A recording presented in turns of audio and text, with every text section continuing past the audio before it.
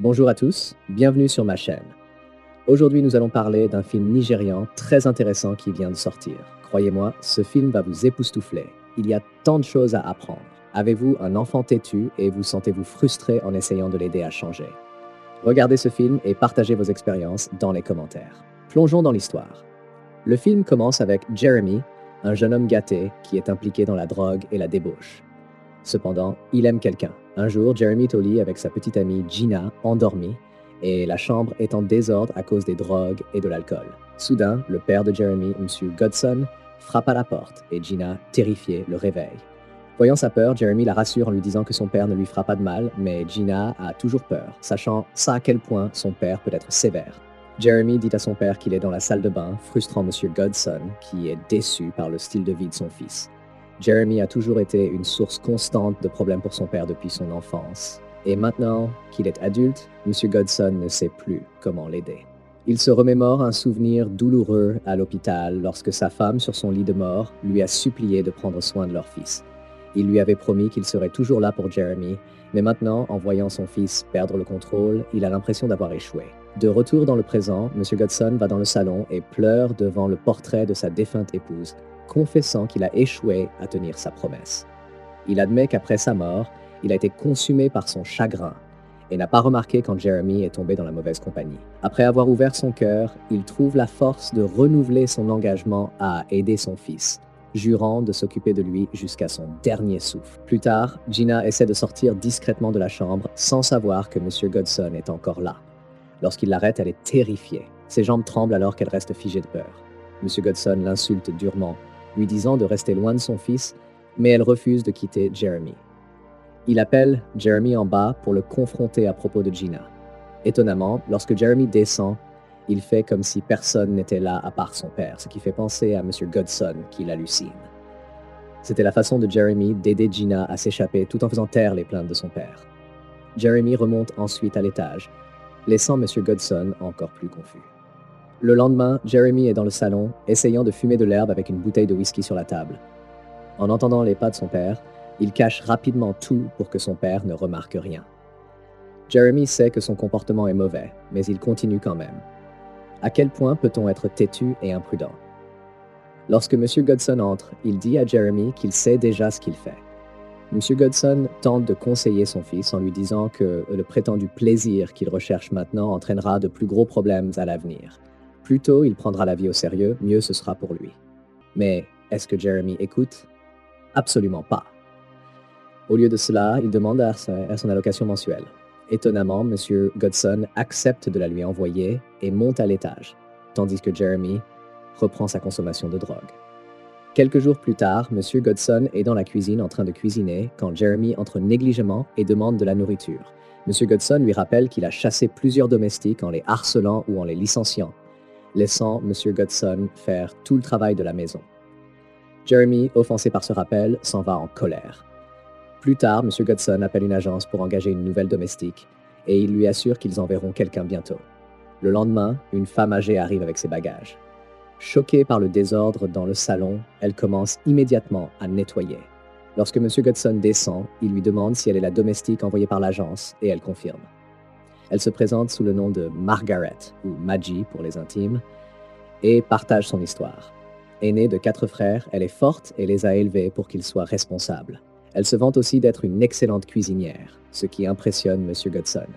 Il l'apprécie déjà et lui explique les défis avec son fils. Maggie le rassure en lui disant qu'elle peut gérer Jeremy car elle a déjà eu affaire à pire. Juste à ce moment-là, Jeremy sortit de la cuisine avec une casserole à la main, en train de manger. Son père présenta Maggie comme leur nouvelle domestique avant de partir au travail, laissant Jeremy et Maggie seuls. Fidèle à sa nature problématique, Jeremy avertit Maggie de ne pas se mêler de ses affaires si elle ne voulait pas avoir de problème, la menaçant de s'en prendre à elle si elle interférait. Choquée et sans voix, Maggie réalisa que Jeremy n'allait pas être un cas facile, contrairement à ce qu'elle avait pensé au départ. Plus tard dans la journée, Maggie prépara son premier repas, du riz jollof et du poulet, et servit à la fois M. Godson et Jeremy. Pendant qu'ils mangeaient, Jeremy cracha furieusement la nourriture, affirmant que c'était de la poubelle, puis partit en trombe. Confuse, Maggie goûta la nourriture et ne trouva rien d'anormal. Godson la rassura en disant que Jeremy ne l'aimait pas et que c'était la raison de son comportement, ce qui soulagea Maggie. Quelques heures plus tard, alors que Jeremy travaillait sur son ordinateur portable dans sa chambre, Maggie frappa et entra pour nettoyer. Irrité par sa présence, Jeremy se plaignit grossièrement de son odeur et la chassa de la chambre. Maggie alla alors nettoyer la chambre de M. Godson, mais Jeremy entra brusquement avec un désodorisant, pulvérisant la pièce et affirmant que l'air était corrompu par sa mauvaise haleine. Frustrée, Maggie demanda à M. Godson si elle sentait mauvais, mais il l'encouragea simplement à être patiente avec Jeremy. Ce soir-là, en rangeant la cuisine, Maggie fut choquée de voir Jeremy manger directement dans la casserole de nourriture qu'elle avait préparée. En voyant cela, elle se mit à rire et à se moquer de lui. Mais Jeremy, embarrassé, resta silencieux et continua de manger. Le lendemain, la petite amie de Jeremy, Gina, rendit visite, mais ils se disputèrent rapidement. En colère, Jeremy poursuivit Gina dans la maison avec une ceinture, ayant l'intention de la frapper. Maggie regardait, bien que son esprit vagabondait, imaginant elle-même punir Jeremy, le forçant à manger son poulet et le réprimandant jusqu'à ce qu'il implore pitié. Malheureusement, tout cela n'était que dans son imagination, et elle secoua la tête avant de retourner à l'intérieur. Plus tard dans la soirée, un homme à l'apparence rude entra dans la maison pendant que Maggie nettoyait. Soupçonneuse, Maggie lui demanda qui il était et ce qu'il voulait. L'homme lui répondit impoliment qu'il cherchait Jeremy. Alors qu'ils allaient se disputer, Jeremy apparut et les arrêta, avertissant rudement Maggie de ne pas se mêler de ses affaires et s'excusant auprès de l'homme. L'homme se plaignit que Jeremy ne l'avait pas appelé depuis un moment.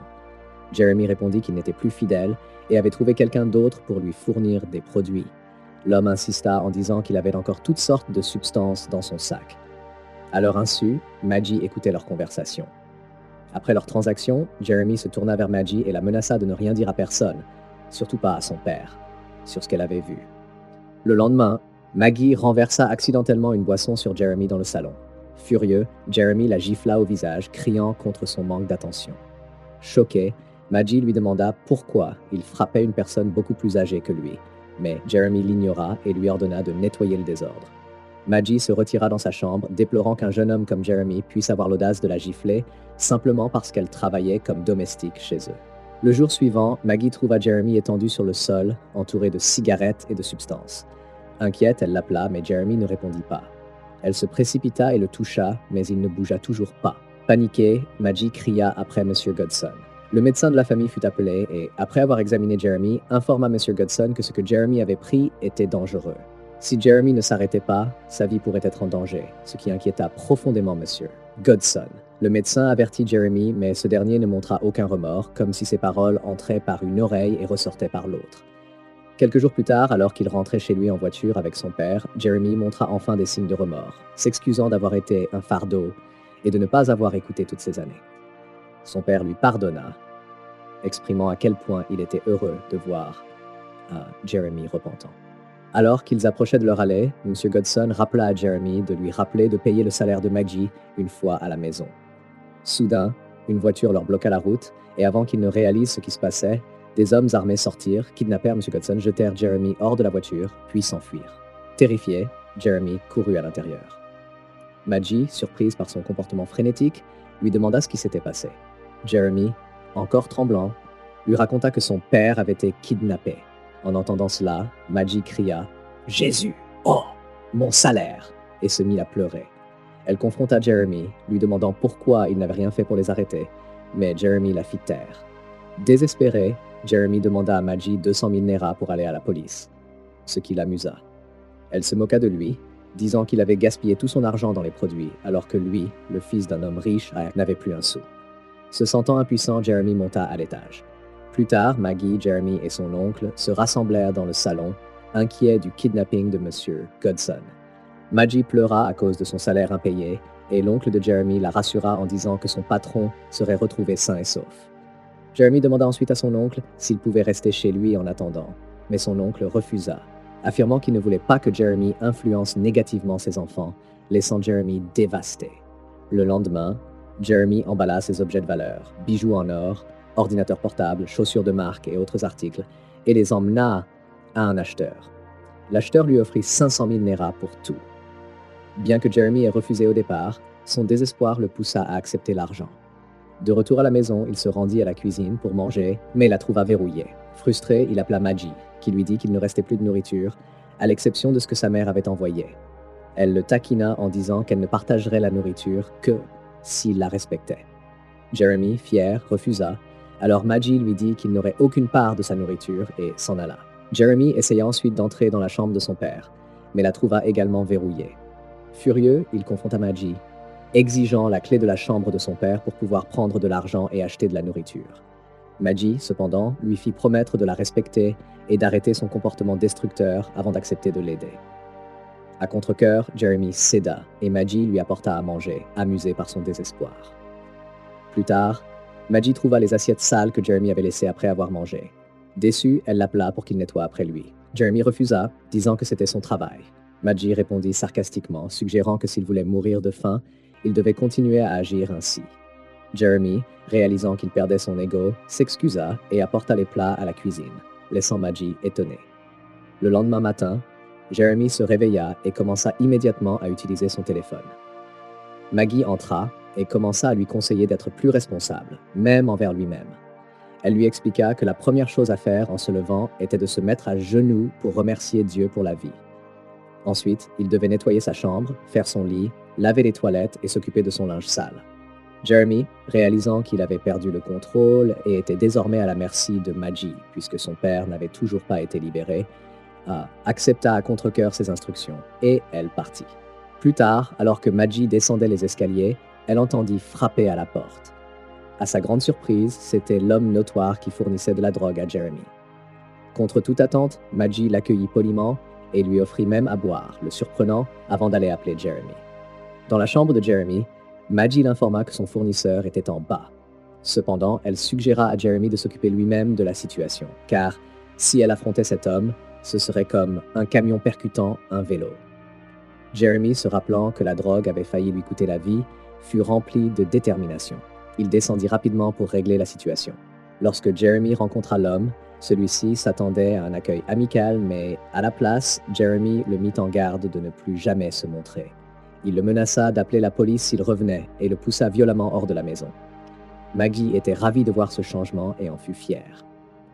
Quelques jours plus tard, alors que Maggie nettoyait à l'extérieur, Jeremy l'approcha grossièrement, exigeant de l'argent pour acheter quelque chose. Maggie lui offrit 1000 Naira, mais par fierté, il s'emporta, disant que sa petite amie lui donnerait de l'argent à la place, puis il partit en furie, laissant Maggie stupéfaite. Ce jour-là, Jeremy retrouva sa petite amie, Gina.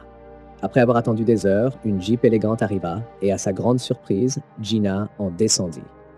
Il l'appela « chérie », mais elle le corrigea en disant qu'ils n'étaient plus ensemble. Gina expliqua qu'elle était avec un autre homme maintenant, quelqu'un de plus riche et plus accompli, et qu'ils allaient se marier. Elle donna même à Jeremy 10 000 Naira pour se débrouiller, et partit, le laissant le cœur brisé et humilié. Désespéré, Jeremy se rendit chez son oncle pour demander refuge et nourriture. Cependant, son oncle refusa de le laisser entrer, affirmant sans détour que Jeremy est une mauvaise influence et un risque pour la sécurité. Il conseilla à Jeremy de trouver un travail et de réunir de l'argent pour aider son père. Jeremy se sentit écrasé, voyant que tout le monde semblait lui tourner le dos.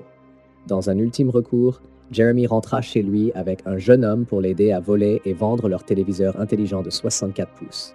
Après le départ des hommes, Maggie remarqua l'absence de la télévision et sachant que Jeremy en était responsable, changea rapidement de vêtements, enfilant un jean et un shirt, armée d'un fouet, prête à lui donner une leçon. Lorsque Jeremy rentra ivre, tard dans la nuit, Maggie lui infligea une leçon sévère, le fouettant jusqu'à ce que son ivresse se dissipe. Il supplia pour obtenir miséricorde, promettant de changer pour de bon. Le lendemain, Jeremy était assis dans le salon, réfléchissant à sa vie. Maggie le rejoignit, s'excusant de l'avoir fouetté la veille, mais en le conseillant également de prendre sa vie plus au sérieux. Elle lui raconta des histoires sur la façon dont elle et ses frères avaient grandi avec peu, mais étaient devenus responsables et indépendants grâce au travail acharné. Jeremy avoua qu'il avait été égoïste, reconnaissant qu'il avait blessé son père et regrettait ses mauvaises décisions. Il comprit qu'il devait changer, que cette transformation devait commencer en lui-même. Sincèrement repentant, Jeremy prit un portrait de ses parents et leur présenta ses excuses, exprimant des regrets pour son comportement passé. Il pria pour le retour de son père et fit le vœu de devenir une meilleure personne. Jeremy jeta également toutes ses cigarettes et drogues, jurant de ne plus jamais y toucher, déclarant son intention de mener une vie meilleure. À partir de ce jour, Jeremy tint ses promesses. Il nettoyait la maison et faisait la vaisselle sans qu'on lui demande. Il alla même voir Tata Maggie, comme il l'appelait respectueusement maintenant, pour lui demander de lui apprendre à cuisiner. Maggie était ravie de lui enseigner, et ensemble, ils passèrent du temps dans la cuisine. Jeremy prit même en charge les tâches de nettoyage à la place de Maggie, la rendant fière. Un jour, Jeremy demanda à Maggie la clé de la chambre de son père pour récupérer son ordinateur portable, dont il avait besoin car il avait déjà vendu le sien. À la grande surprise de Maggie, Jeremy voulait l'ordinateur pour apprendre des compétences en ligne qui pourraient l'aider à gagner de l'argent. Il exprima le désir de ne plus dépendre de l'allocation de son père et de devenir indépendant, ce qui rendit Maggie fière. Elle l'encouragea et Jeremy la remercia pour sa discipline et son soutien, reconnaissant qu'elle l'avait aidé à devenir un homme meilleur. Quelques jours plus tard, Monsieur Godson et son frère rentrèrent à la maison. Jeremy, fou de joie, se précipita pour embrasser son père, ne voulant plus le lâcher. Il lui exprima à quel point il lui avait manqué et fut surpris qu'aucune rançon n'ait été demandée pour la libération de son père. Il se tourna vers son oncle pour le remercier d'avoir ramené son père, mais ce qu'il entendit ensuite le stupéfia. L'oncle de Jeremy révéla que M. Godson n'avait jamais été kidnappé. Son père expliqua alors que l'enlèvement était une mise en scène planifiée par lui-même, Maggie, et son frère pour donner une leçon de vie à Jeremy. M. Godson avait entendu Maggie au téléphone et avait réalisé qu'elle avait les qualités de discipline nécessaires pour réformer Jeremy. Ils avaient concocté le plan ensemble et M. Godson était resté chez son frère tout le temps, attendant de voir si Jeremy allait changer. Son oncle avait joué le rôle d'être hostile à Jeremy pour soutenir le plan. Toute l'épreuve était une intervention mise en scène et la transformation de Jeremy avait été le but ultime. C'est Maggie qui a appelé M. Godson, lui assurant que son fils avait vraiment changé et le pressant de rentrer immédiatement à la maison. À son retour, M. Godson a confessé à quel point il était fier de voir la transformation de Jeremy et a attribué à Maggie un rôle crucial dans ce changement. Il la remercia sincèrement pour ses efforts. L'oncle de Jeremy, qui avait été hostile pendant l'épreuve, s'est excusé pour son comportement.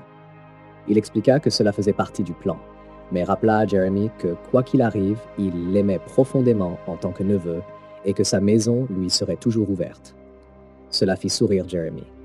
Maggie s'excusa également auprès de Jeremy, lui expliquant que tout ce qu'ils avaient fait était pour son bien et son développement personnel. Submergé par l'émotion, Jeremy se mit à genoux pour s'excuser. Mais son père l'arrêta rapidement, insistant pour qu'il s'assoie à la place. Jeremy s'excusa ensuite sincèrement d'avoir été une source constante de soucis pour son père et lui promit de le rendre fier et de devenir le meilleur fils qu'il puisse espérer. M. Godson, ravi, embrassa son fils et ils se réunirent dans un moment émouvant. Tout le monde était rempli de bonheur et de satisfaction. Jeremy surprit tout le monde en annonçant qu'il avait préparé un délicieux repas tout seul, sans aucune aide. Son père, en particulier, était fier de lui, désormais capable de déclarer à tous qu'il avait vraiment un fils dont il pouvait être fier. Cette histoire nous montre l'impact incroyable qu'une personne peut avoir sur nos vies, peu importe son rôle ou son origine. Maggie, souvent perçue comme simplement une servante, a transformé un enfant désobéissant et a contribué à façonner son avenir pour qu'il devienne un homme exceptionnel, un accomplissement profond et rare. Alors, quelles leçons tirez-vous de cette histoire?